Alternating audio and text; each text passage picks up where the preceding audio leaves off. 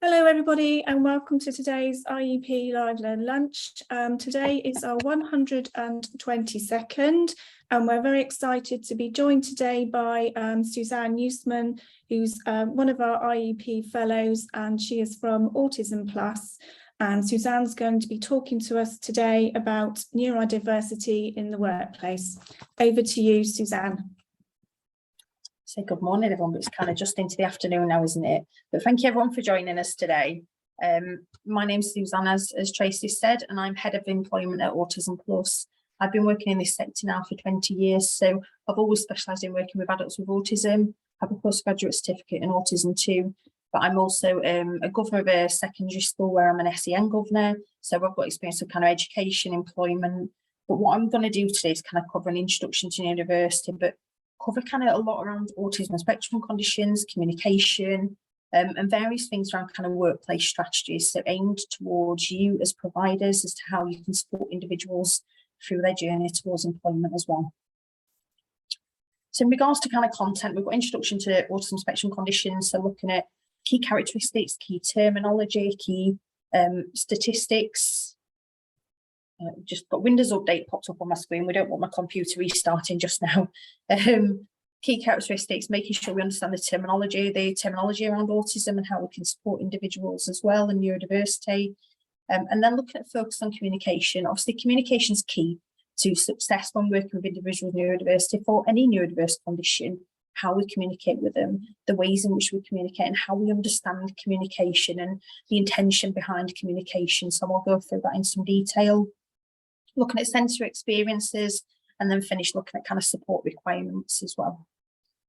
So before I start, I am going to get you engaging a little bit in the chat. So I want to ask you what number of people that you feel are in employment in the UK with autism. So what percentage of people in the UK do you think are in employment that have autism?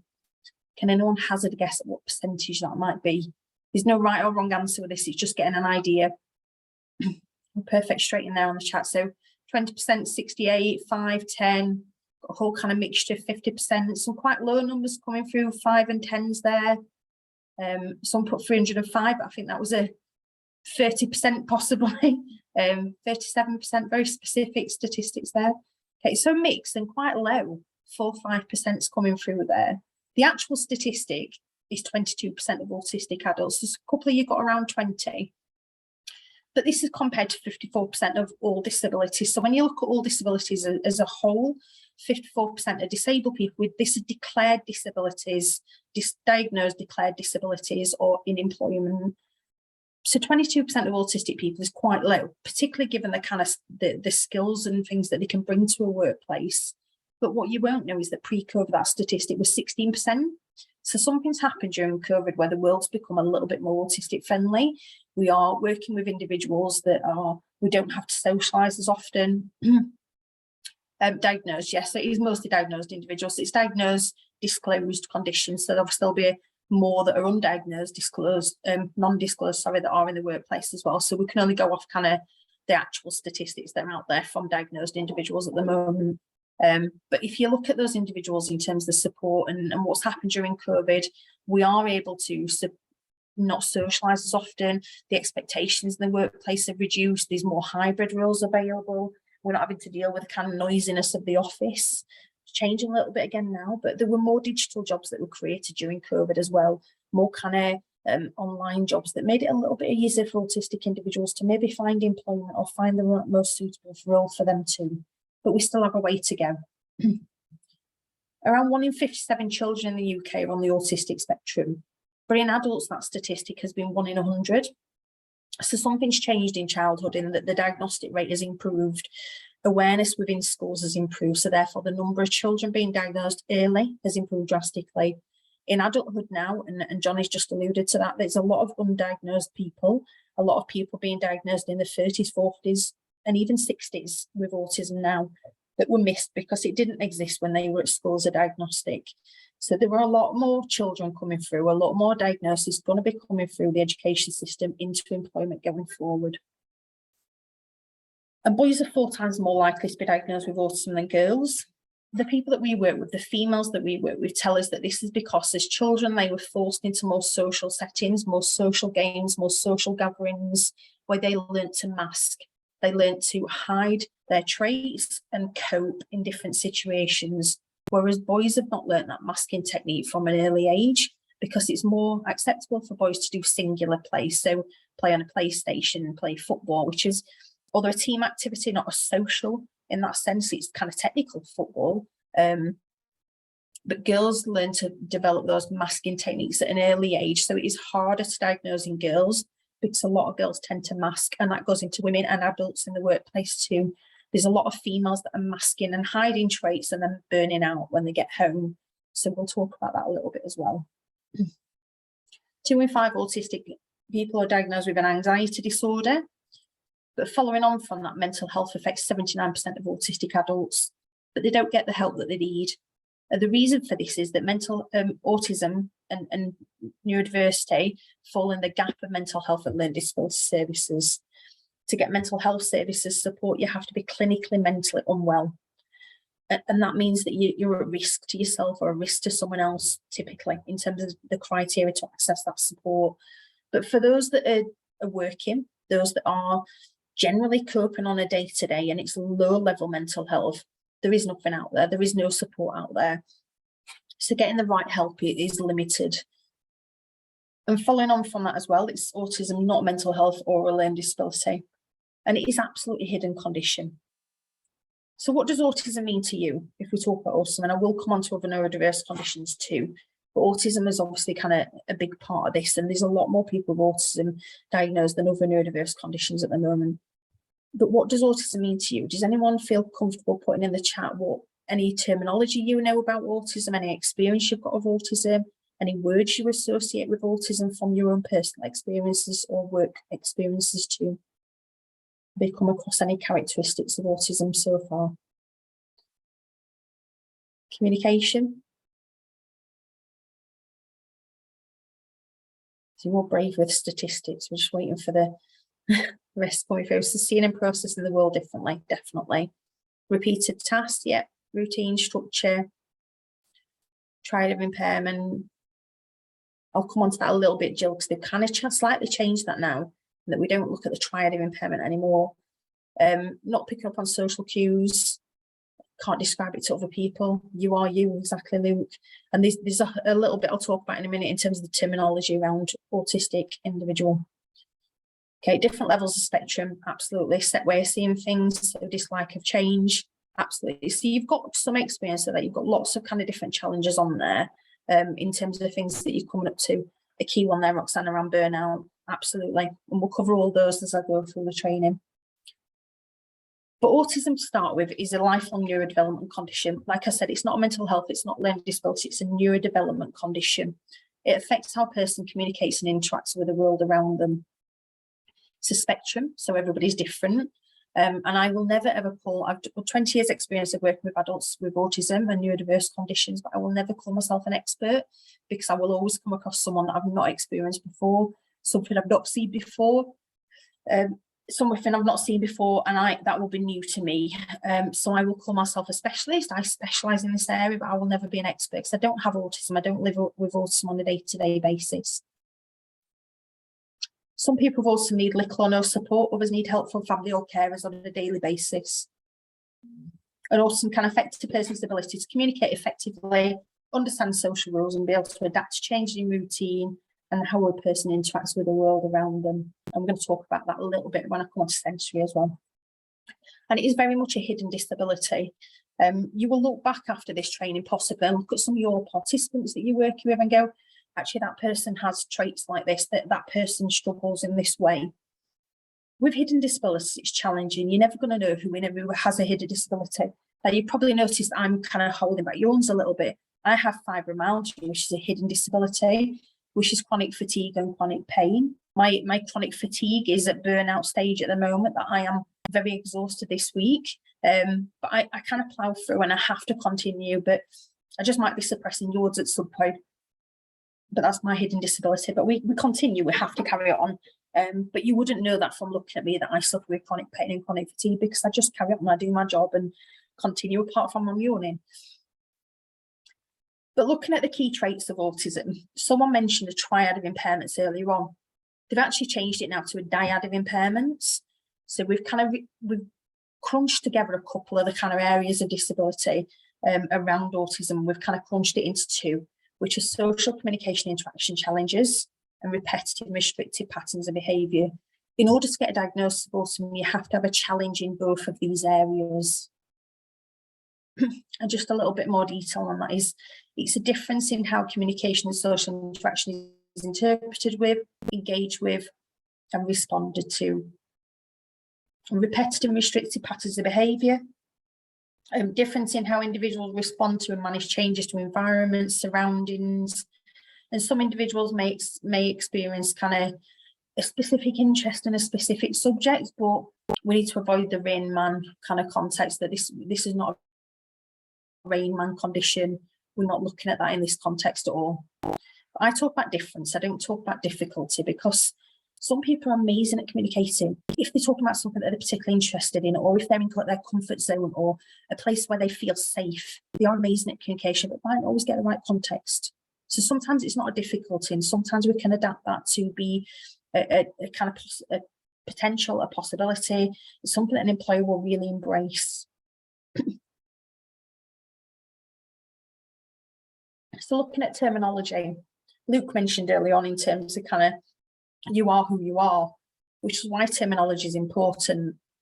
But we look at this terminology in terms of what the diagnosis is and where this is. And there's lots of different labels around autism and neurodiversity. But to start off with autism terminology, you've got autism spectrum disorder. This is the medical terminology. So this is what will go on the diagnostic paper, the medical diagnostic. But disorder has got quite a negative connotation to it. People look at that in a negative light. And when you've got someone who's highly intellectually able, to have a disorder on a piece of paper linked to them on their medical records can be quite, can hold people back, can make people feel quite bad about themselves, can make people feel negative about themselves. So some people choose to use autism spectrum conditions, which is a more kind of socially acceptable term. We also have Asperger's syndrome. Now, Asperger's syndrome was a separate diagnostic for some time. So we've had about 30 years where people have been diagnosed with Asperger's syndrome, but we've stopped that now. Apologies, my fatigue's quite bad today, obviously. We've stopped that now. We've clumped Asperger's syndrome under autism spectrum disorders. So everybody, regardless of their ability levels, is now being diagnosed with an autism spectrum disorder. Now, somebody previously, when you look at Asperger's syndrome, you have a different response and a different thought of what Asperger's syndrome is compared to autism spectrum disorder. But as practitioners, you need to be aware of that, and as providers, you need to be aware of that you may have someone that comes in with an ASD diagnosis next to someone who has an Asperger's syndrome diagnosis that are very, very similar in their traits, but just because they've got a different label doesn't make any difference. The importance with this, and again, coming back to Luke's comment, is about personalisation. It's about understanding your individual that you are working with and what their condition means to them. So high and low functioning, no, not really. Some people can be quite offended with the terms high and low functioning. So when they talk about autism spectrum disorder as high functioning, people go, well, I'm not high functioning, because that almost kind of undermines the challenges that I experience, because I might be kind of intellectually able, but I still have lots of challenges that are hidden. So high functioning, you've got to be really careful with that terminology, because some people can feel that you may be undermining their difficulties and their barriers that they face, because yes, they may be more kind of Asperger's syndrome, they may be intellectually able, but actually may have lots more mental health, lots more kind of underlying barriers that they experience as well. So high functioning sometimes can cause offence to individuals. But what I would say, Jill, throughout is talk to the individual, ask them what terminology they prefer, ask them what experience have they had around that. And most people will be quite happy to have that conversation with you and know that you care and that you understand there's a difference. In regards to terminology, neurodiversity terminology is quite challenging as well. So neurodiversity is a new buzzword at the minute. So employers are jumping on this and going, let's employ more neurodiverse people. But if you break down the word, what does neurodiverse mean? Neuro is brain activity, diverse is difference. Effectively, everybody on this call could be neurodiverse. and is neurodiverse because you're all brain. Your brains all interact differently. Your brains work differently. None of you are identical to the next person.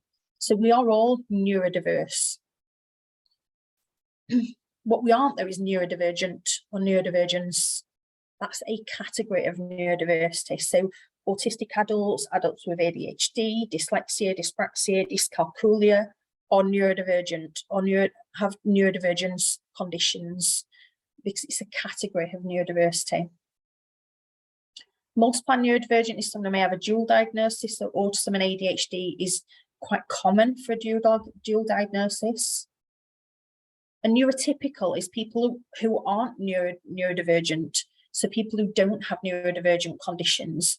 And so many people I've worked with have gone, actually, it's neurotypicals who see the world differently. It's you who make things confusing. It's neurotypicals who use extra words and confuse the world. So neurotypicals is if you're non-neurodivergent, that's you.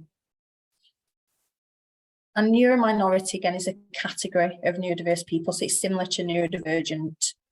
But the reason I'm telling you this is that you understand that someone may come in who says I'm neurodivergent, but that doesn't necessarily mean autistic. That could be dyslexia, dyspraxia, ADHD, dyscalculia, even Tourette's syndrome can sometimes be classed as that as well. So you need to say to them, well, what does that mean? How can we support you with that? What is your diagnosis? How do we support that as well? Yeah. So Luke's putting there kind of link to Hans Asperger's. Lots of different terminology around that. And looking at associated conditions too, there's lots of associated conditions. And this is where I'll kind of go into a little bit more detail around neurodiversity and neurodiverse conditions. I could go into so much detail on each one of these, but we do only have an hour, and the strategies and the communication part is important. And I want to go through that with you. But I'm going to talk to you in a little bit of detail about some of these conditions that you may not be as familiar with. The first one up there that I want to mention is dyspraxia. So dyspraxia, a lot of people look at dyspraxia as a clumsy condition where people struggle with motor coordination, struggle with hand-to-eye coordination, maybe a little bit more kind of clumsy as they're walking through or navigating around. But actually dyspraxia can affect memory clumsiness too. And this is the hidden part of the condition. Dyspraxia can affect a person's ability to prioritise, to organise tasks, to put things in order logically, and may cause them to become overwhelmed when too much is given to them at once. So prioritising lots of kind of things coming from different angles. So we need to be aware that dyspraxia isn't just about hand-to-eye coordination. It can also affect a person's memory overload and ability to process information. There was one lady we were working with dyspraxia who, when the bus route changed, she couldn't process that change at all. She couldn't understand where the bus would come out. It made no sense to her what that change looked like. So she just became so overwhelmed with anxiety that she couldn't get on the bus at all. And that became a challenge. But people wouldn't know that when it looks at dyspraxia. So we just need to know that there is another side to dyspraxia that could really impact on individuals in a workplace. The next one on there is dyscalculia, which is the maths version of dyslexia. So it is a standalone separate condition, but it is where someone would struggle with numbers as opposed to struggle with letters and words. But it can also be that people can, again, become overwhelmed, can become fatigued. Same with dyslexia. It's not just about reading or writing or numbers. It's about people becoming fatigued, needing more time to process information, maybe needing you to slow down a little bit, needing you to kind of send information in bullet points after your meeting to summarise what's been asked of them. So they're not trying to take on lots of kind of information all at once. You've got in the corner there attention deficit disorder and attention deficit hyperactivity disorder. Now, previously two separate diagnoses, but again, we've merged them together and we now have attention deficit disorder with hyperactivity or attention deficit disorder with inactivity. The hyperactivity means that somebody would lose focus and maybe fidget a lot, move around a lot, kind of really struggle to engage in conversation. But the inactivity means that they may just look out the window or appear disinterested, but may not have the kind of fidgeting element of that as well. With ADHD, it is challenging with attention deficit disorder. It's challenging to understand. It's challenging to understand kind of what impact that has on individuals. But I myself score very highly on an ADHD scale. I don't have a diagnosis, but it's something we've talked about a lot as a team recently, because a couple of my team do have ADHD. But I struggle with things like I can't sit still for very long. I'm always on the go. I have to always have my next thing lined up. I'm always wondering about what I do need to do next. I struggle to sit and watch an entire film. I have to be doing something else at the same time. If someone's taken a long time to get a point across to me, I become agitated and I kind of want to finish the sentence for them. I become a bit kind of overwhelmed by stuff like that sometimes. But in regards to people in a workplace, they will also struggle with downtime. So where there's a gap in a diary, or where somebody's cancelled, or where there's a lunch break, coordinating what to do in that time is hard, because you're trying to process kind of, how do I keep myself busy when I've got a million things going around in my brain? What do I do? How do I tune that down? How do I structure that part of my day? So someone with ADHD may need more support in terms of structuring their day, having specific times where they can catch up with admin, where they can just quietly sit and concentrate. Sensory distractions can affect people with ADHD too. I'm going to come on to sensory a little bit later in terms of the whole neurodiverse spectrum and how that can impact on individuals. So it's not just about someone's ability to concentrate in conversation or fidget. It can have lots of impacts in terms of how that person communicates. Anxiety depression is at the bottom, self-explanatory, but a lot of people in neurodiverse conditions do suffer with anxiety and depression because it's the subsidiary of kind of their autism or their ADHD, and the frustration of going, why me? Why do I struggle? Why do I find things harder than everyone else? And not being able to kind of navigate that without a little bit of support. The last couple on there I want to mention is Tourette's syndrome. So Tourette's syndrome, the media portrays this as somebody swears randomly in the street and shouts out lots of kind of abusive words without control. But Tourette's syndrome can also be physical tics as well as, or instead of, verbal tics. So it could just be somebody who has a tic of the neck and it's uncontrollable tic. Doesn't have to be verbal. So just because they're not outbursting with words doesn't mean to say that it's not Tourette's syndrome. But a physical tic can affect somebody. It can be that they need support in terms of kind of sitting at the desk, the way the positioning is. They may need kind of support physically as well in the workplace. So yeah, there's a question there saying, my brain's a bit kind of fuddled today with my fibromyalgia. Symphysis, I can't pronounce words like that, so apologies. It's not classed a disorder across the board. It does affect people with brain processing. What do you know about it? I think it kind of links a lot to the autistic spectrum. So when I talk about neurodiversity, there's a lot of kind of conditions on there that are very closely connected. There's a lot of new diagnosis. So in terms of myself and in terms of fibromyalgia as well, it is very closely kind of linked. There's a lot of people who also have fibromyalgia. So the same with the condition you put on there, Shannon. I have short tongue, so I struggle with pronouncing words with lots of S's in them. So I do apologise. But in terms of the word that you put on as well, Shannon, it can affect people in the same way that there can be lots of kind of dual diagnosis and people being misdiagnosed as well. So it isn't classified as a condition at the moment, but fibromyalgia wasn't until very recently as well, but it is becoming more well known. So I think it's just in terms of looking at the cross traits. There are so many conditions where people will have a misdiagnosis or a different diagnosis and actually maybe have autistic traits or maybe have ADHD traits, because there's so much overlap with lots of different conditions out there. The final one on the sheet that I want to talk about is pathological demand avoidance, so PDA. In order to get a diagnosis of this, you have to have an autism diagnosis first, but pathological demand avoidance is effectively what it says on the tin. So it's an avoidance of demand. It's an avoidance of demands being placed on you. So somebody in a workplace, you would look at that and go, maybe this is the person that's disruptive, the person that's not the team player, the person that's not following instructions. But is it about how you're communicating with them? So it could be that you're saying to someone, do this now. Actually, the body's going, no, I can't. Rejection of demand, because that's a demand. But if you say, it'd be really helpful if you could support me with this today, that's a request as opposed to a demand. And sometimes that can make a massive difference to people with PDA, not the kind of feeling like they're being put on, that they're feeling that they've got a chance to absorb that, giving that person a bit more control over what their task might look like in that day.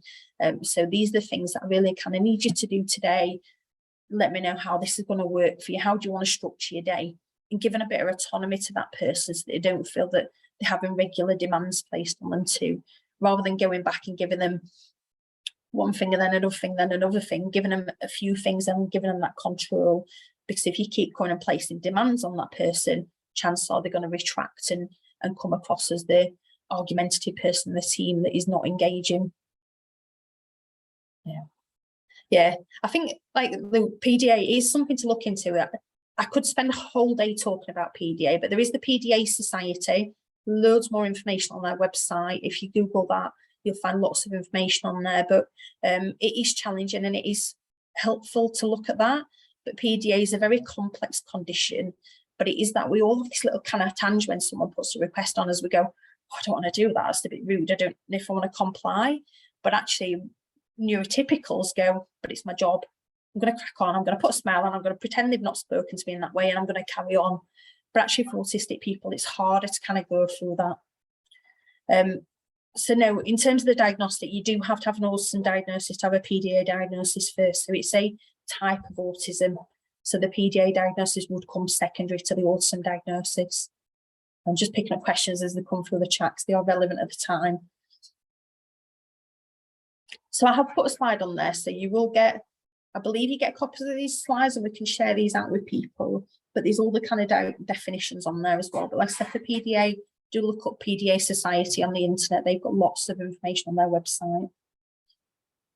I want to move on to focus on communication. So before I do that, just kind of starting with a little bit of a story for you in terms of how we understand communication. So the story of the girl with the apple. Mum asked for a bite of the apple. The girl looked concerned. The girl bit the apple and made sure she touched it all over. She then handed it to Mum. Mum says, why did you do that? So the question I'm asking you is, why do you think the girl bit the apple first? Why do you think the girl bit the apple? What do you think that the reasons for doing that was? Has anyone want to hazard a guess at what you think the girl's reasons were? So claim ownership. Anybody else? Again, it's not a right or wrong answer, to make sure it was safe for Mum in case she didn't get it back. Yeah, touch. Yeah. Some people say maybe she took it literally. Yeah, again, there you go, Johnny. It's almost like I predicted your question. Literal interpretation of request. Yeah, absolutely. What we don't do, and when things like this happen with any situation, we automatically look at the negative. We automatically assume a negative behaviour. So we all kind of look at this. We have different perceptions, but we'll kind of go, well, it's because she was being selfish, she didn't want anyone else to have the apple. And it's the same situation that when you're on a bus, you kind of go, what's this got to do with an apple? But it gives you a kind of another visual representation of looking at the negative, that when you're on an empty bus, you get on an empty bus and you sit at the front left or front right, you sit in an empty seat. The next person will almost diagonally fill. So they'll sit at the back right and they'll diagonally fill the bus until there's no empty seats left. You won't sit next to you until there's no empty seats left. That's a neurotypical response, that we can't sit next to someone until there's no seats left on a bus. However, an autistic person may get on that bus and just sit next to you. Your automatic instinct is, they're going to steal something from me. They're going to try and hurt me. Odd. Why have they done that? Unusual behaviour. We automatically assume negative when people do something that seems unusual. But actually, that person just likes to sit in that seat because it's near the bell. They can see the bus driver easily. It's easy to get on and off. But we've not assumed that. We've not even considered that thought. We've just gone, I'm going to pick my bag up because this is a bit odd and I feel like something bad's going to happen now. And it's the same with the girl. The reason the girl bit the apple first is because somebody did put it in the chat, actually. She wanted to make sure that the apple was sweet enough for Mum. She wanted to test the apple and make sure the apple was nice enough for Mum. She really loved Mum. And she cared about Mum and she wanted to make sure Mum was safe first. But we don't look at it in that way. We don't look at it that way. We don't look in terms of the behaviour. But when you're looking at individuals coming into your building, individuals going into a workplace, and you've got a waiting area and somebody sits next to somebody and the one person gets offended, you can see how disputes and conflict can happen very quickly with autistic people or with neurodiverse people that may not have picked up on them kind of social cues, social rules as easily. But what we need to do is not assume the negative. we need to take a step back, and we need to teach employers to take a step back and go, why? Why did they do that? What was the intention behind that? What was the intention behind their behaviour? Did they understand the rules behind that behaviour? So Shannon's just put in there, my niece autistic and used to have meltdowns over handing something over to a cashier to be scanned. People assume she was being spoiled, so you understand that behaviour. Absolutely, people make assumptions around what they see and a judgment on what they see. But we need to teach employers to stop doing that and sit and ask, go, why did you do that? Did they understand that that was inappropriate? Have they ever been in that situation before? Did they understand the social rules around that situation before we start disciplinary procedures? So looking at social communication in a bit more detail, understanding ambiguous communication can be challenging. We do this wonderful thing as human beings that we add lots of random words and sentences that aren't necessary. We did a matrix accreditation recently, and I did this myself, that I emailed a couple of our participants saying we'd really like to be involved in this process. It's a wonderful thing that we're doing. We really want to kind of show off our abilities as an organisation. Lots of words in there. Can you speak to this woman on Friday? And the guy emailed me back. I went, there's a lot of words in that email. What do you want me to do? So I just said, please, can you talk to this woman at 1 o'clock on Friday and tell her about your experience with our service? And he replied, going, yep. It was a very simple, straightforward conversation, but I'd complicated it because that's what we do as neurotypicals. The ambiguous communication is challenging. It's hard. So Nigel's just been there. Ownership's important to all us. The level of how we establish that can be widely different. Absolutely. Understanding emotions is challenging. We cry when we're happy, we cry when we're sad, when we cry when we're angry. So how do you know that somebody's happy, sad or angry when you're looking at them? As a neurotypical, you look at what's going on around them, you interpret the whole package of information, you make an assumption based on lots of different variables. Whereas an individual who's autistic or neurodiverse may not be able to see everything else that's going off, or may not see it in the same way, and may get that wrong. So may not understand emotion. The other side of that as well is they may not present emotions in the way they were expected. So I find this hard with kind of law and legal, in that there's the whole thing around where someone's been in trouble for something by the law, that they'll get kind of charged because they've not displayed empathy or they've not displayed compassion towards what's happened. Actually, autistic people struggle to display compassion, struggle to present emotions in the way they're expected to be presented. So we need to be aware of that just because somebody's not showing compassion towards a situation doesn't mean to say they don't care. They just may not know how to present that. Meeting new people is challenging. It's a new situation, new people, new situation, new sensory input. And no matter how many times we meet a new person, every next experience is new, because it's a new person, new environment, new clothing, new smells, new scents, new words, lots of new things every time. So the anxiety will be there every time they meet somebody new, not necessarily just the first time and come on, let's get on with it because we've done this before. We need to be aware that anxiety may be present every time. Starting and ending conversations is challenging. And I kind of just task you all that a lot of you probably in open plan offices right now, but can you remember how your last conversation finished? Did you just turn away from the person? Did you just pick your phone up? Did you just start typing away at the keyboard again? Did you put your headphone on? Was there a non-verbal cue that you went, okay, the conversation's over? We use non-verbal communication a lot to portray stuff like that. But actually, there may be the autistic individual, the neurodiverse individual who stood there looking a bit awkward or lingering a bit longer, but has not picked up on that non-verbal communication, has not picked up on the conversations over now. So we need to be aware of that. When you're finishing your sessions with individuals, when they're coming into the office, are they lingering a little bit longer? Do you need to prepare them for that kind of things finishing? Do they understand how to end a conversation? And what's the natural way a conversation ends? Because conversation is like a game of tennis. We just keep betting the ball back and forth, and I don't want to lose, therefore I'm not going to drop the ball. I don't want to be the one that drops the ball at the end of the conversation and then does it wrong. So it might just keep batting the ball back at you and the conversation continues. So we mainly just need to teach individuals to how to communicate, how to know when that's finished, and just be a bit aware that it's not so easy for individuals to do that. Struggling to interpret meaning. Intention behind communication is challenging. I've got one lady who, a colleague came up to her and said, "Do you like my hair?" And her immediate response was, "No." And she said no, and she just walked off. The colleague knew she was autistic and did come back to her later on in the day and went, "I just want to talk to you about that situation, because I found you were a bit abrupt when you kind of said it." And she went, do you not think it suits me?" And she went, "No, it really suits you, but I don't like it. I'd never do my hair that way." But they're two different questions. Do you like it? No, I don't like it, but it does suit you. Two different questions. So the response caused offence, but offence was not intended, because there was just an answer to a question. But actually the question that was asked got a different response to what they expected to get, because the question was not clear. So we just need to be conscious of how we communicate, how we're putting that across, and are we getting the message across in the right way. I look at local and regional communication differences. As a South Yorkshire girl, there's lots of phrases that I use. Wickling, that not everyone understands, but wickling is, you Google it and it says carving wood. To me, as a South Yorkshire girl, wickling means worrying. But I assume that other people understand my language.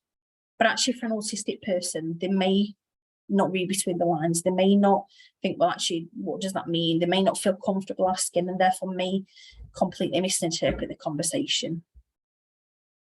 Literal communication, I'm going to come on to, but we use literal communication in everyday language constantly. We use that in terms of how we support people. But an example of this is one chap that we're working with many years ago now, but it was a labourer's mate. The labourer had gone out and had a drink the night before, so he was a little bit tired, a little bit woozy that morning, and he just said to the guy, "Go and burn the stuff in the back of the van." But actually, he didn't say take it out of the van first.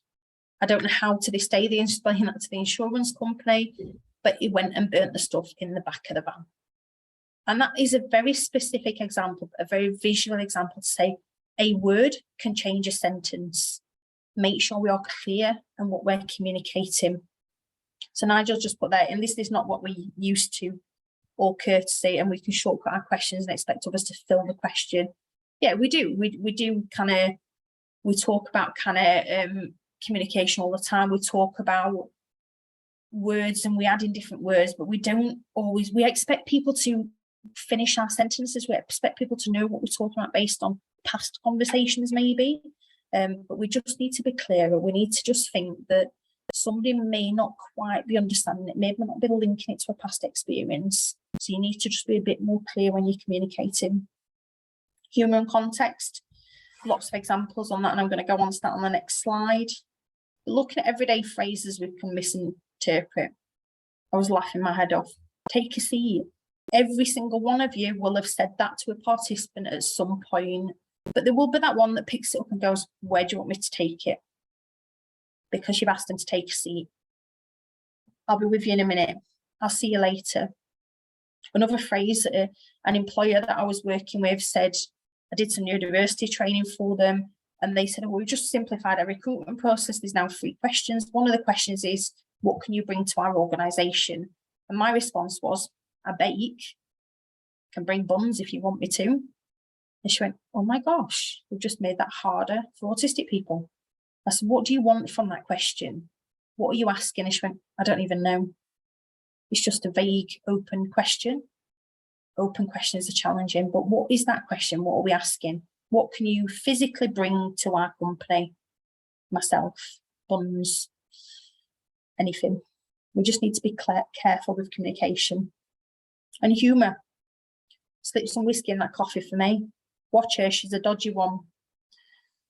We do things like this when we're showing people around. So, oh, that one's a bit of a loud one over there, or that computer's a bit wobbly.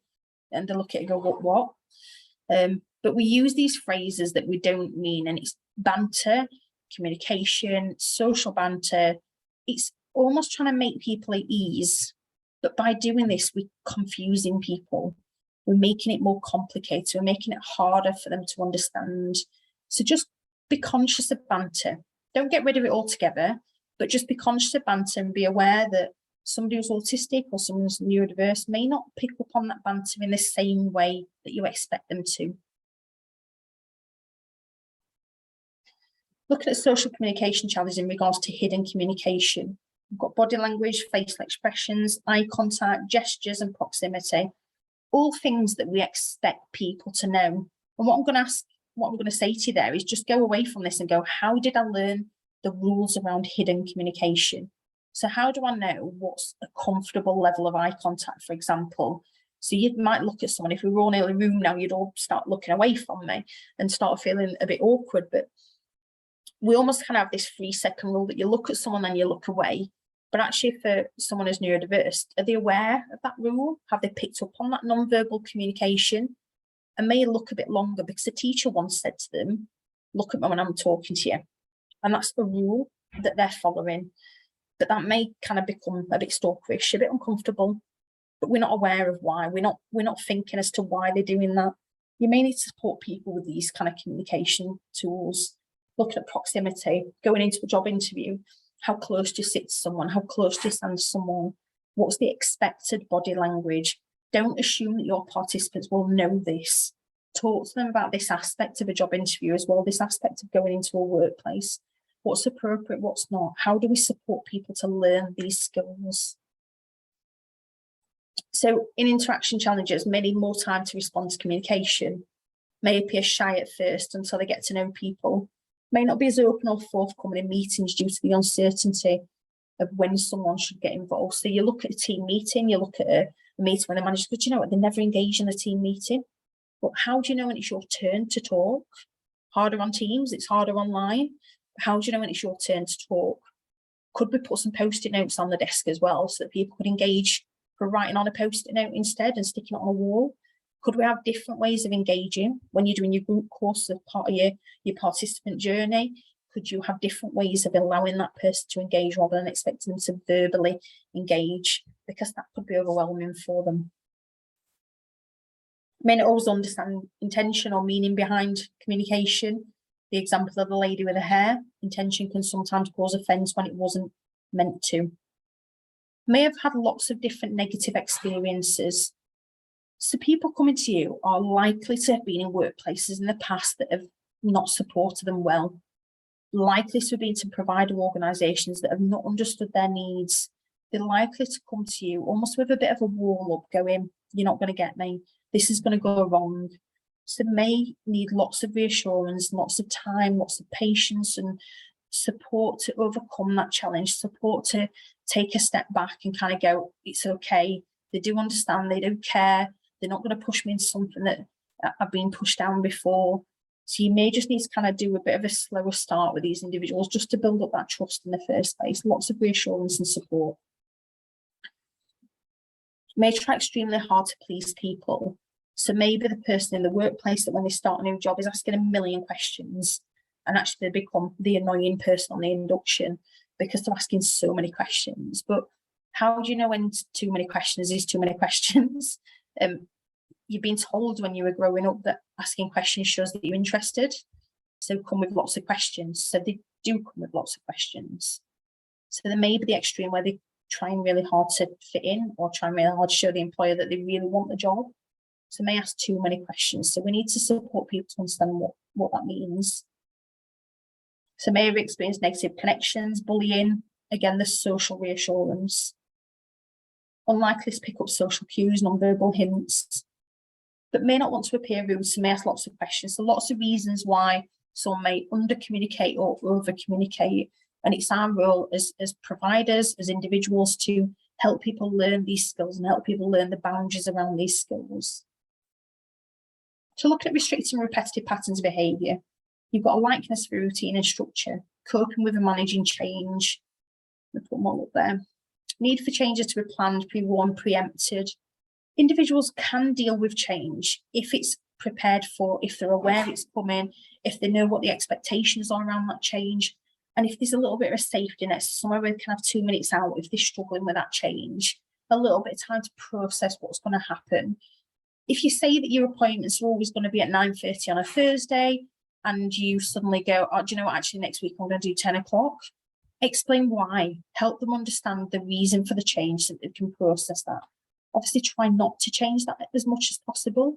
And if you're 5 minutes late, don't be surprised that the person's already left or logged out, because you said 10:30 and therefore it's a literal interpretation of 10:30. If 10:35 is not 10:30.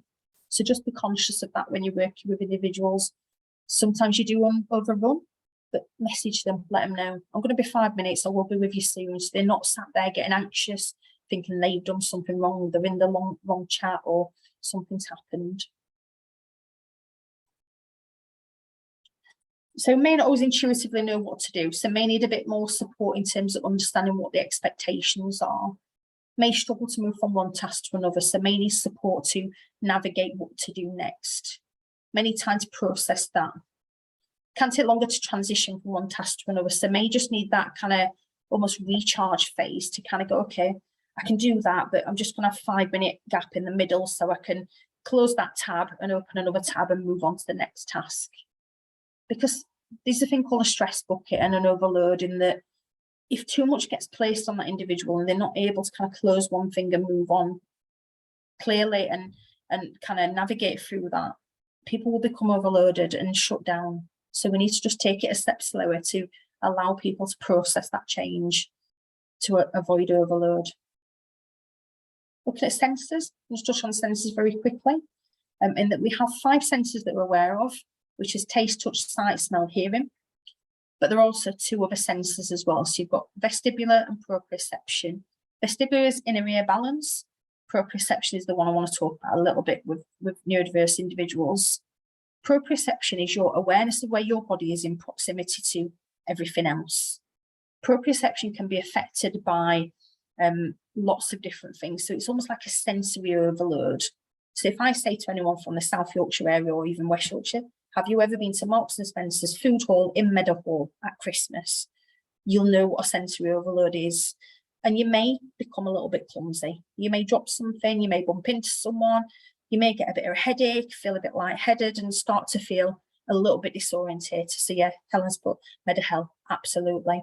But you get that kind of feeling of overload, that feeling of kind of clumsiness, that feeling of kind of, oh, I need to get out of here.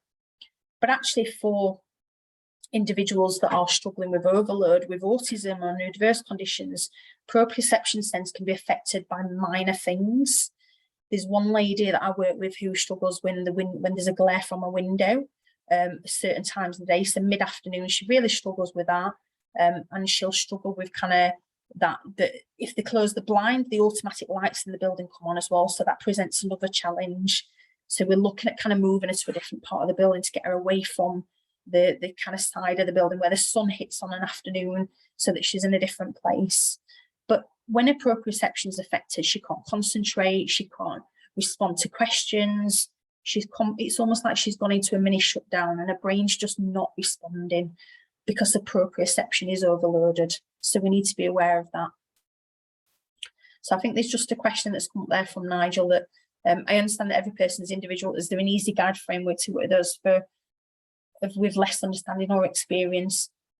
Not really, Nigel. It's just about being alert, being aware, because it is a spectrum and everybody is different. So we need to be aware that, think about these traits, think about these characteristics, but there is no textbook that you can read that kind of goes, this is this autism, that's that autism.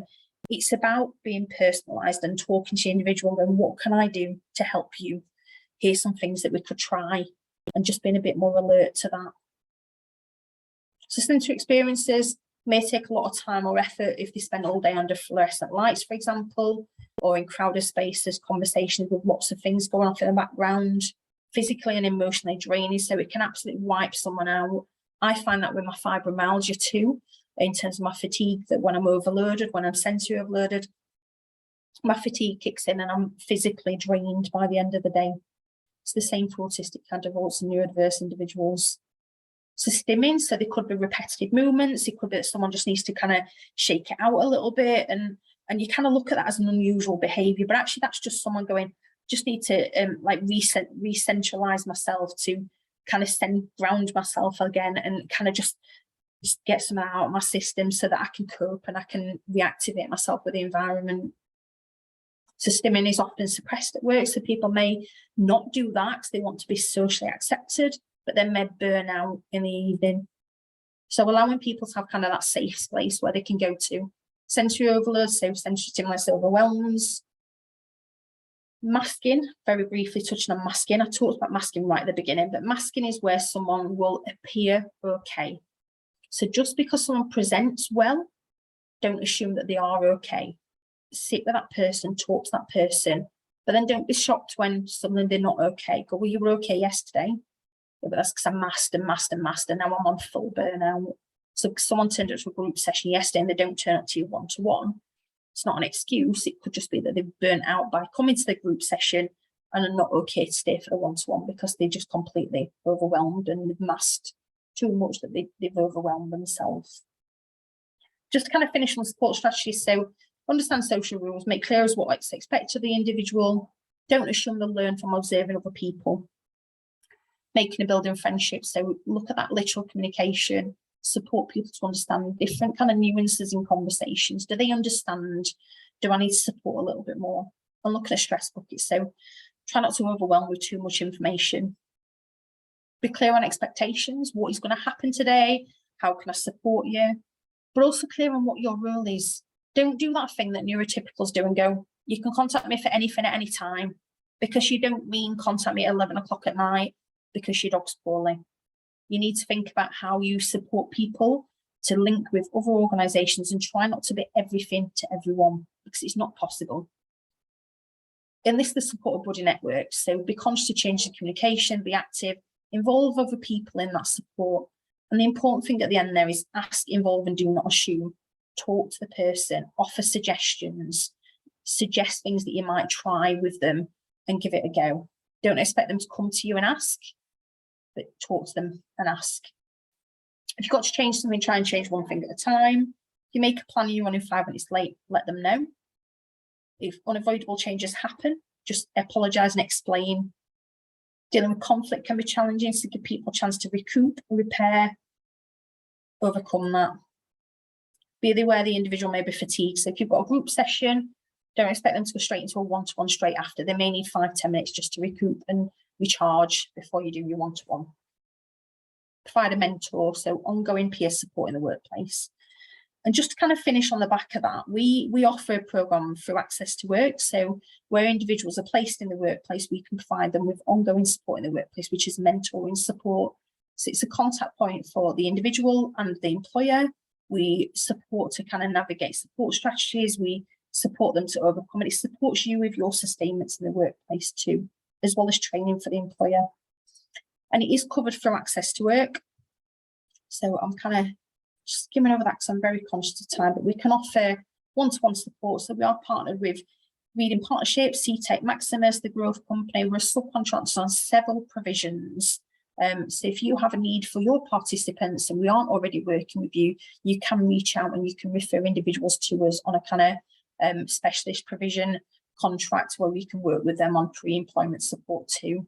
But we can also provide the kind of support in the workplace for Access to Work and training and awareness as well. And I have put my contact details at the end there. So it always feels like a rush session. There's so much to go through in this session around neurodiversity, but hopefully that's given you some food for thought, some things to go away and consider in terms of your own practice, in terms of how you work with individuals. Feel free to contact me if you've got any questions at all. And I'm sure we can share the slides. Somebody's just asked in the session, in the question too. Does anyone have any questions at all? I don't know if you want to stop recording at this point, Tracy, for questions, if people feel comfortable asking questions while we're on record.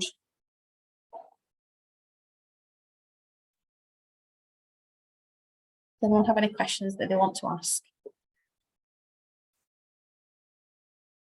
I think there's just a few thank yous coming through now, Yeah. saying what an interesting and informative session it was. Like I said, please do contact me if my contact details are on there. Yeah, thanks, Luke. It's always lovely to hear from individuals that have a diagnosis themselves. It's kind of the reassurance that what I'm saying is right and is kind of on tune with how it affects yourself as well. So thank you for that, Luke. Your feedback's important. Yeah, there's lots and lots of thank yous. Yeah, there were a couple people actually that asked for a copy of the slides. So Yeah, did you that's want to fine. send them, or do you want us to do it on your behalf? I'll send it to you because I don't have it. People's email address of who's booked on today, because I think it's through your Eventbrite, isn't it? So Yeah. I'll send the slides across to you. That's absolutely fine. What I'd like to do now then is just thank you very much, Suzanne, for a really interesting and informative session. And I think everyone is going to be taking away some useful information and tips from it. So thank you very much. I'd also like to thank everybody else for attending. And just to let you know that this session is going to be up on the YouTube channel in the next 7 to 10 days. So I'm just going to put the link in the chat now, just in case anyone wants to refer to it. Also, just to let you know that next week's IEP Live Learn Lunch is going to be about unconscious bias, and our guest speaker for that is Daniel Derbyshire, who's part of the Inclusivity Project at the University of Exeter. So if you're interested in joining that one, the link has come out today in the Learning Network Bulletin. So once again, I'd just like to say a big thank you to Suzanne and a big thank you to you all for attending. And we look forward to seeing you all soon. Thank you very much. Thanks, Tracy. Just say the link for YouTube has not come through as a link as well. So I don't know if you want to, it's just come up